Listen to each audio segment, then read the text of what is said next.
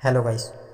तो आइए जानते हैं इस कहानी में चाणक्य ने कहा है कि चीखने चिल्लाने वाली औरत को कैसे सही करें, काबू करें। हमारे इस कहानी में लास्ट तक बने रहें। लास्ट तक बनने वाला जो पॉइंट है वो आपको उस चीज़ के लिए सब सही बताएगा। तो आइए दोस्तों शुरू करते हैं यहाँ से कहानी।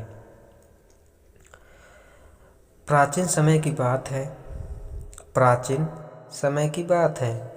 पाटलिपुत्र की धरती पर एक महान आचार्य रहते थे।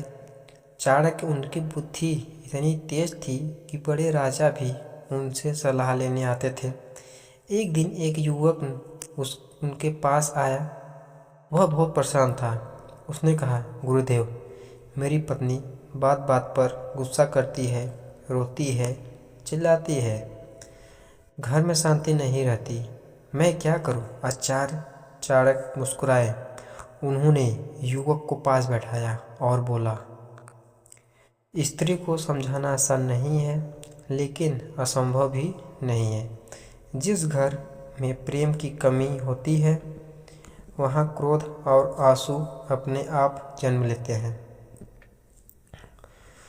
युवक ने आश्चर्य से पूछा, तो क्या यह मेरी गलती है? आचार्य बोले, गलती किसी एक की नहीं होती, लेकिन याद रखो, जहाँ सम्मान नहीं वहाँ संबंध नहीं, जहाँ संवाद नहीं वहाँ समाधान नहीं।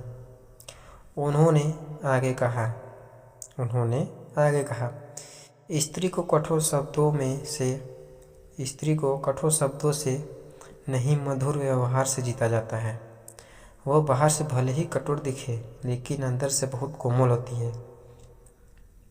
यदि तुम उसे समय, प्रेम और विश्वास दोगे तो उसका क्रोध भी शांति में बदल जाएगा। युवक ने पूछा, गुरुदेव, यदि फिर भी वह गुस्सा करे तो?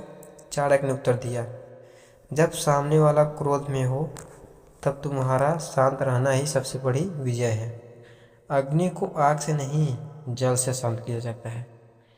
युवक ने चाणक्य के चरण छुए और घर लौट गया।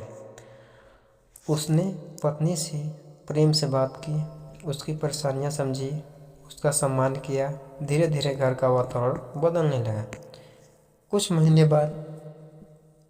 बाद वही युवक फिर आया, लेकिन इस बार चेहरे पर मुस्कान थी। उसने कहा, गुरुदेव, अब मेरे घर में शांति है।